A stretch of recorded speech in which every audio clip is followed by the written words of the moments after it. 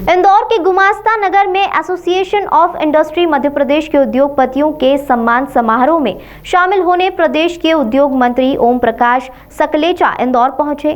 मंत्री सकलेचा ने उद्योगपतियों के सम्मान के बाद चर्चा में कहा कि इंदौर में नए क्लस्टर शुरू किए जाएंगे, जिसमें मुख्यतः टॉय क्लस्टर, फर्नीचर क्लस्टर सहित अन्य क्लस्टर शामिल होंगे। आज के समय में सबसे ज्यादा समय बचाने की जरूरत है। उद्योग लगाने वालों को 30 दिन में हर तरह की अनुमति मिले, इसकी प्रदेश सरकार ने तैयारी कर ली है। उन्होंने कहा कि देश को पहला ऐसा पीएम मिला है जिसने विपरीत स्थिति उद्योग को आगे बढ़ाया है। उद्योग को सही टर्म्स में लोन मिले, यह प्रदेश सरकार ने बैंकों से बात की है। आत्मनिर्भर एमपी में देश में अव्वल लाने के लिए उद्योगपतियों को भी अपनी जिम्मेदारी निभाना होगी। शहर को ज्यादा से ज्यादा उद्योग देने के लिए बड़े स्तर पर जमीनों को चिन्हित भी कर लिया गया है, ताकि उद्योगपति अपनी सहूलियत के मुताबिक अपने उद्योग को स्थापित कर सके। वहीं किसान आंदोलन को लेकर मंत्री सकलेचा ने कहा कि किसान आंदोलन में किसान है ही नहीं, किसानों को गुमराह किया जा रहा है, उन्हें भड़काया जा रहा है। वहीं एसोसिएशन ऑफ एमपी में मंत्री सकलेचा के इंदौर में 7 क्लस्टर हाउस खोले जाने और उस नई उद्योग नीति लागू करने का स्वागत किया है। कैपेसिटी से चल रहे हैं। आज हर उद्योगपति खुशी महसूस कर रहा है कि कोरोना का दर्द और दुख उसके लिए कम हो गया है, क्योंकि शासन का और प्रशासन का जो सहयोग मिला है उससे businessman is very happy and they are doing well. और उसके बाद नई उद्योग नीति आ रही है, जो हमारे माननीय इंडस्ट्री मिनिस्टर साहब ने बोला है कि नई उद्योग नीति, इसके अंदर कई तरह की हमको उद्योगों को बेनिफिट दिए जाएंगे, जो पावर का भी रहेगा, रॉ मटेरियल सप्लाई पे भी रहेगा और टैक्सेशन पे भी रहेगा। तो हम उस उद्योग नीति का बहुत बेसब्री से इंतज़ार कर रहे हैं। और जिस तरीके से नए क्लस्टर बन रहे हैं, जिस तरीके से नई नई इंडस्ट्रीज सामने आ रही हैं, उससे ऐसा लगता है कि इंदौर का जो औद्योगिक विकास है वो 4 गुना होने वाला है।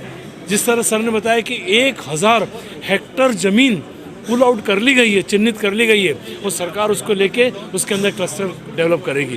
तो इसके अंदर टॉय क्लस्टर है, पेंट का है, रेडीमेड का है, पैकेजिंग का है, इस तरह के सारे क्लस्टर बनेंगे और उद्योगों को इससे बहुत गति मिलेगी। तो हमारी जीडीपी जो है ये निश्चित रूप से 2 अंकों में हो जाएगी वर्ष। आज ऐसे वार्षिक उत्सव में हमने डिमांड ऐसा कुछ भी नहीं करी है, पर हम जो छोटी मोटी तकलीफें होंगे वो तो बच्चे माँ बाप के सामने बोलेंगे ही। कितना भी अच्छा वातावरण हो जाएगा, उसके बाद भी बच्चे कुछ ना कुछ तो माँ बाप से मांगेंगे ही। तो हम लोगों की आदत है और मंत्री जी को देना भी पड़ेगा अपने बच्चों को देख के कि हम इतना कंट्रीब्यूट करते हैं, जीएसटी के अंदर इतना कंट्रीब्यूट करते हैं, लेबर के अंदर इतना कंट्रीब्यूट करते हैं, एम्प्लॉयमेंट देते हैं, तो हमारा हक भी बनता है कुछ ना कुछ मांगने का, आउट ऑफ एज आने का। मैं Pramod Dafria, president association of industries. Thank you very much. सभी टाइप की इंडस्ट्रीज़ का पोटेंशियल भी है और हम प्रयास भी करते हैं और हमारे में क्षमताएं भी बहुत हैं।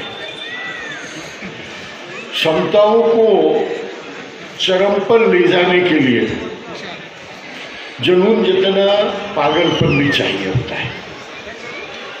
और जो आदमी अपने प्रोफेशन को, चाहे वो किसी भी फील्ड का हो, अगर उसकी गहराई में उतर गया तो वो जरूर सफल होता है, क्योंकि उसकी पूरी क्षमता उसमें होती है।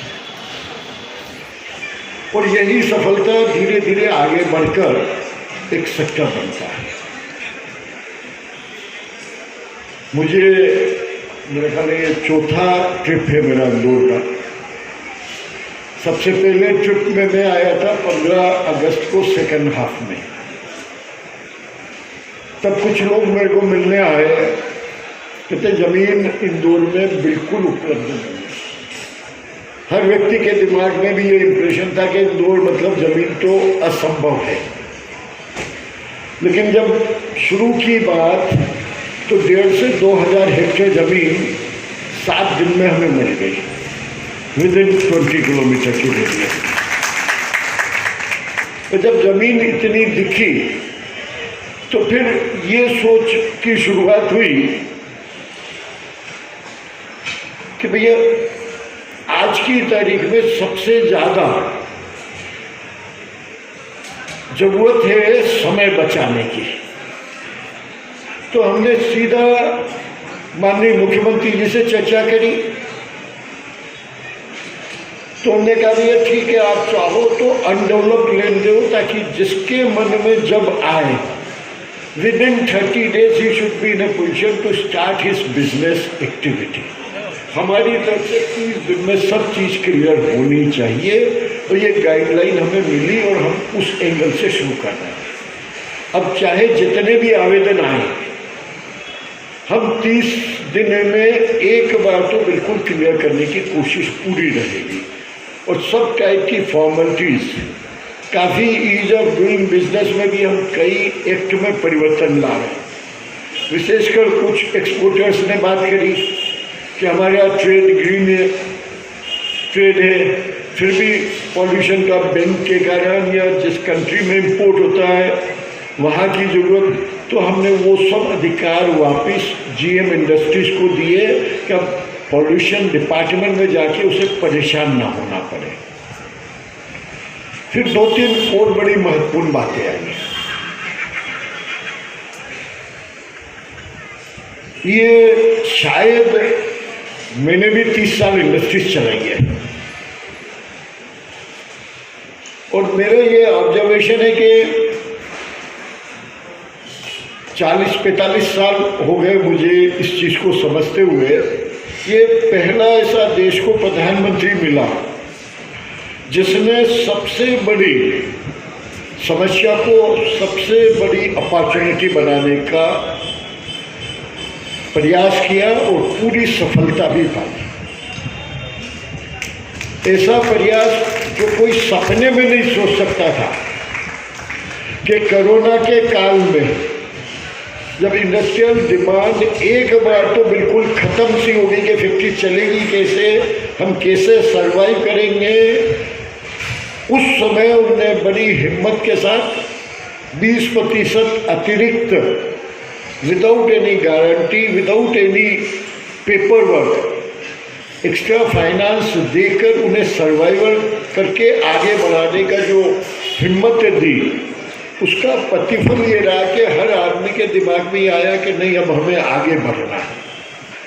और दूसरा जो सबसे बड़ा मौका दिया है, जिसके कारण मैं आज बड़े गर्व के साथ बात कर सकता हूँ कि पूरी दुनिया का सबसे बड़ा प्रोडक्शन बेस, 50% प्रोडक्शन का बेस पूरी दुनिया का चाइना में है और उसको घेरे में ऐसे घेरे में बांध दिया कि भारतीयों के लिए एक नया मौका, नई अपॉर्चुनिटी मिली है।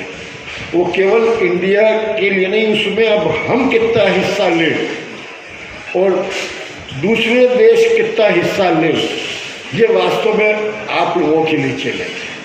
और इसीलिए बार बार मैं कम से कम 24 जिलों में मैं व्यक्तिगत रूप से जा चुका हूँ और हर जिले में मैं किसी को भी मना नहीं करता मिलने से, उसकी पूरी बात सुन के समझने का प्रयास कर रहा हूँ। लेकिन डिलीवर आप ही को करना है, प्लान आप ही को करना है।